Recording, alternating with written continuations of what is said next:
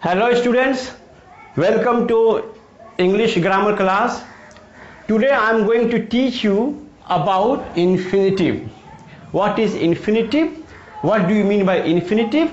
And how infinitive is used in English sentence. So, first of all, read the following sentences. Number 1, we eat to live. Number 2, farmers cultivate the land to grow crops. Number 3, we should plant trees to keep the air clean. Number 4, we need clothes to wear. Number 5, she went to market to sell vegetables. Number 7, they have gone to the hospital to see their ailing friend. And the last one, I am standing at the door to welcome the guests. Now, you can see that two words are written in red color. You can just see to live, to grow, to keep, to wear, to sell, to see, to welcome. Now, these two words consist of a preposition to plus verb, to plus verb, and here the verb is in the base form, but it is not conjugated, which we call the first form of the word. Live, grow, keep, wear. These verbs are in their present tense. They are not conjugated, that is, they are not made the second form or the third form or past participle or past participle. Okay, so here live, grow, keep, wear, sell, see, welcome, they are all in their first forms. So the two highlighted or the two red words consist of to plus verb, preposition plus verb. This is called infinitive. So this is called infinitive. Infinitive, that is, when the verb is in the to be form, it is called infinitive. To be, to plus be. When the verb is in to be form, it is called infinitive. तो ये हुआ structure के हिसाब से हम इसको infinitive कहते हैं, यानी प्रीपोजिशन टू के बाद जब वर्ब अपने फर्स्ट फॉर्म के साथ आता है तो उसको हम इन्फिनिटिव कहते हैं. अब यहां पर you have read the sentence. Now you can guess the meaning of infinitive. For example, we eat to live. Now if you ask question, why do we eat? हम लोग क्यों खाते हैं? Why do we eat? The answer is to live. Why do farmers cultivate the land? To grow crops. Why should we plant trees? The answer is to keep air clean. Why do we need clothes? To wear them. Why did she go to market? The answer is to sell vegetables. Now in all these sentences, infinitive expresses purpose. Now here infinitive, the use of infinitive, and infinitive का जो इस्तेमाल हुआ है, it expresses purpose. It expresses purpose, or it says the reason. It says it gives the reason.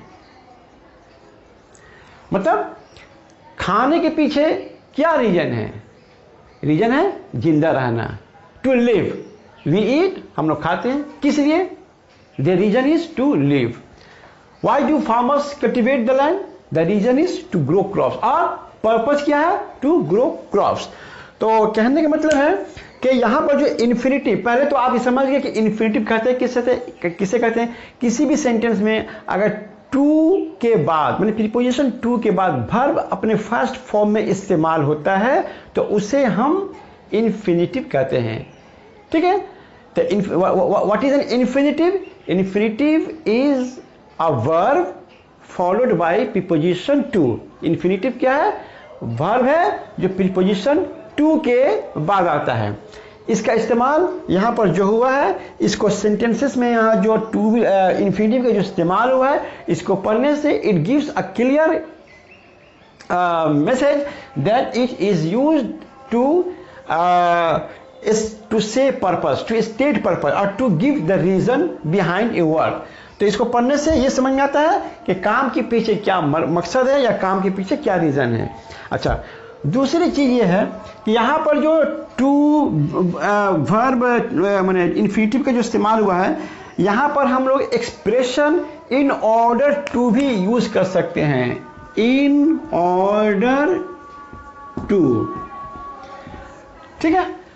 We eat, to live है, इसको हम कह सकते हैं we eat in order to live. Farmers cultivate the land to grow crops, लिख सकते हैं farmers cultivate the land in order to grow, in order to grow crops. We should plant trees in order to keep air clean. मतलब to के जगह पर जो है, to के जगह पर to can be replaced by in order to. To के जगह पर हम इन ऑर्डर टू भी लिख सकते हैं। ये और थोड़ा सा अच्छा इंग्लिश हो जाता है। हाँ, ये भी इंग्लिश ठीक है, इसको भी इस्तेमाल होता है, ठीक है। We need clothes in order to wear. She went to market in order to sell vegetables. They have gone to the hospital in order to see their ailing friend. I am standing at the door in order to welcome the guests। तो यहाँ पर जो infinitive का इस्तेमाल हुआ है वो purpose और रीज़न के लिए हुआ है। इसका और हम फर्दर इस्तेमाल देखते हैं कि इन्फिनेटिव का इस्तेमाल और कई मानों में into how many ways infinitive can be further used। तो so let's see further use of infinitive। Now let's see into how many ways infinitives are used। Infinitives are used as subject। You know what is a subject, what is an object। I need not to tell you about what a subject is, you already know this। Subject, the place of subject is at the beginning of a sentence। किसी sentence के शुरू में जो subject होता है, subject is a doer, it performs an act, ये कोई काम करता है, ठीक है। अब यहाँ पर देखिए ग्रीन कलर में, सॉरी ब्लू कलर में जो है यहाँ पर मैंने इन्फिनिटिव्स लिखा हुआ है। अब यहाँ पर ये देखना है कि हाउ इन्फिनिटिव्स एक्ट हियर, किस तरह से ये काम करता है। देखिए यहाँ लिखा number 1, to help the poor is a noble act. अब यहाँ पर देखिए टू हेल्प द पुअर, ये आपका वर्ब है, इसका सब्जेक्ट क्या हुआ? टू हेल्प, ठीक है। यहां भी टू हेल्प है। ये infinitive, this infinitive is in place of a subject, ये सब्जेक्ट के मुकाम पर है। यहाँ इन्फिनेटिव का जो इस्तेमाल हुआ है उस सब्जेक्ट के मुकाम पर है। Subject is always at the beginning of a sentence. उसी तरह से यहाँ पर infinitive is at the beginning of a sentence, sentence के ठीक शुरू में है। तो चूंकि infinitive is in the beginning of a sentence, it acts as a subject. तो कहने का मतलब है कि इन्फिनेटिव को हम सब्जेक्ट के तौर पर हम इस्तेमाल करते हैं। तो अब अंग्रेजी में आपको अगर इन्फिनेटिव यूज करना है तो you can use it as a subject. तो यहां पर कुछ मिसालें और देख लीजिए। To help the poor is a noble act. उसी तरह से to see is to believe. To see, अब ये सब्जेक्ट, ये वर्ब हो गया, इसका ये सब्जेक्ट हो गया, ठीक है। वर्ब से पहले सब्जेक्ट होता है, ये वर्ब इज वर्ब है, इससे पहले इन्फिनेटिव है, दैट इज ये सब्जेक्ट की तरह काम कर रहा है। तो to see is to believe. Number 3, to find fault is easy. To find fault is easy. Number 4, to forgive is a kind act. To forgive is a kind act. Number 7, number 5, to err is human. To err is human. Number 7, to lie is a sin. To respect our parents is our duty। ठीक है, तो ये है infinitive, यानी infinitive का यह इस्तेमाल subject के तौर पर हुआ है।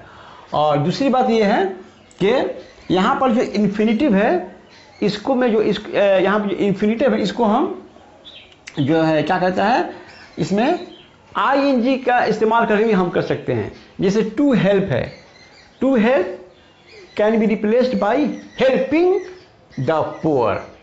टू हेल्प की जगह पर हम लिख सकते हैं हेल्पिंग द पुअर। तो क्या हो जाएगा, helping the poor is a noble act. उसी तरह से to see is to believe, seeing is, अब यहां भी टू बिलीव है, इसको बिलीविंग कर दीजिए तो हो जाएगा seeing is believing. To find, finding, finding fault is easy.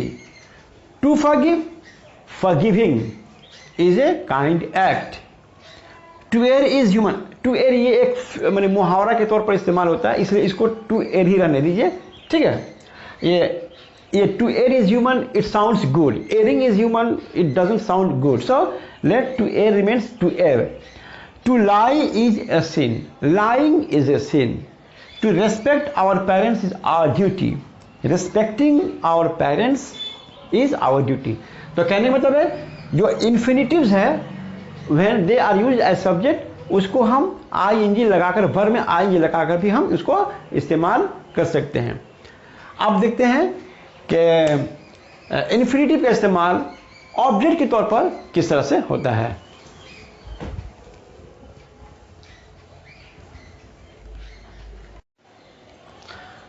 आइए अब हम देखते हैं कि इन्फिनिटिव्स का इस्तेमाल ऑब्जेक्ट के तौर पर कैसे किया जाता है। आपको तो ऑब्जेक्ट मालूम है कि किसी भी सेंटेंस में सब्जेक्ट पहले होता है, उसके बाद वर्ब होता है, उसके बाद ऑब्जेक्ट आता है।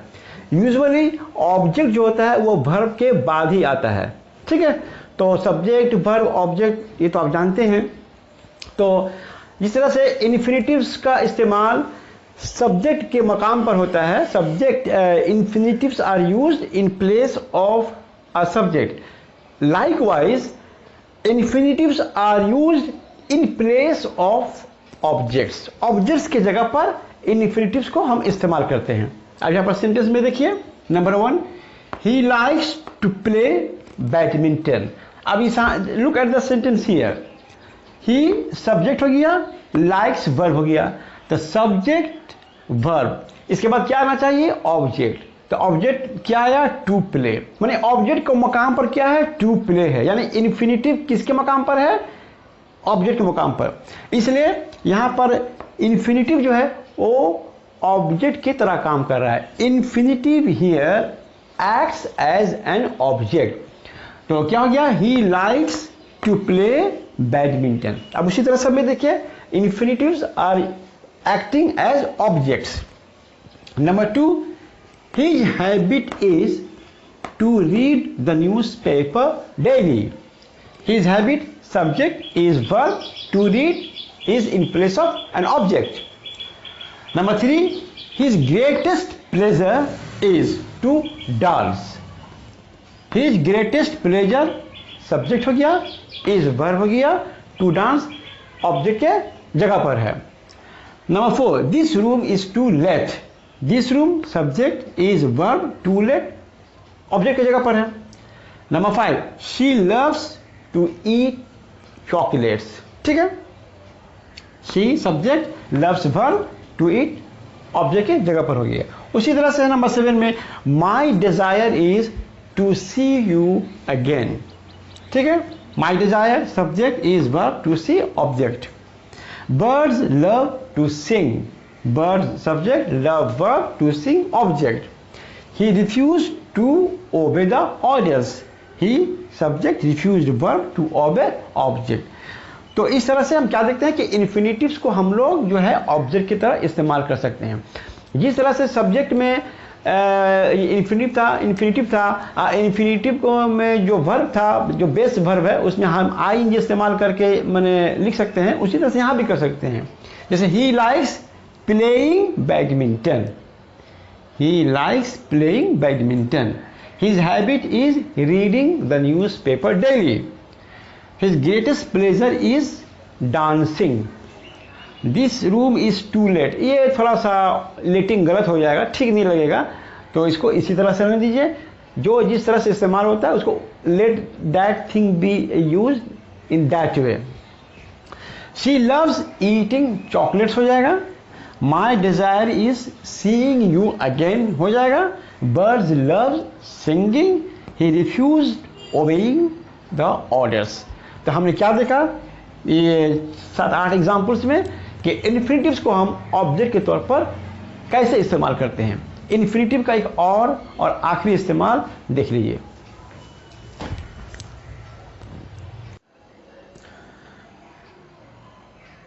Now, the last use of infinitive. Infinitives come after adjectives. You will find many sentences where infinitives very often come after adjectives. मतलब बहुत सारे sentences आपको ऐसे मिलेंगे जहाँ देखिएगा कि infinitives adjective के बाद आता है या infinitive से पहले adjective होता है. Let's see some examples here. Number 1. Raja is not afraid to speak the truth.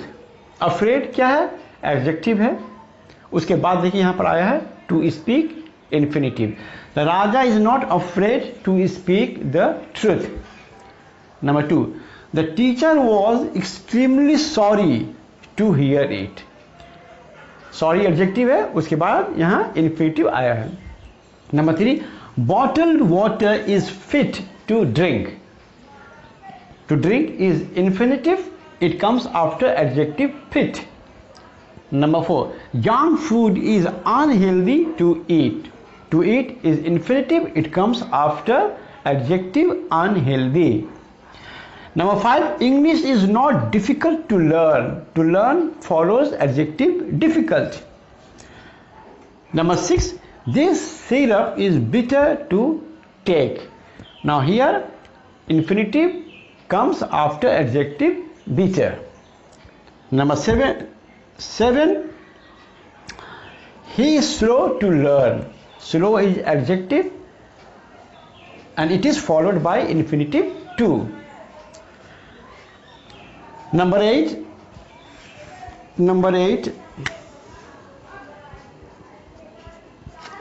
He is quick to answer the questions.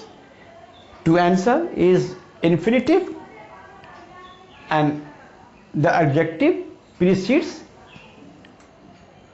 the infinitive. So what did we see in all these examples? In all these examples we saw that infinitive in many cases, in these sentences infinitives have come after adjectives. So far what did we learn today? So far we learned that infinitives are used as a subject, as an object, and infinitives come after adjectives, and infinitives are used to express purpose or to give a reason. Infinitive किसे कहते हैं? To plus verb is called infinitive. So all this was about infinitive. I hope that you have got today's lesson very well. Thank you very much. Have a nice day.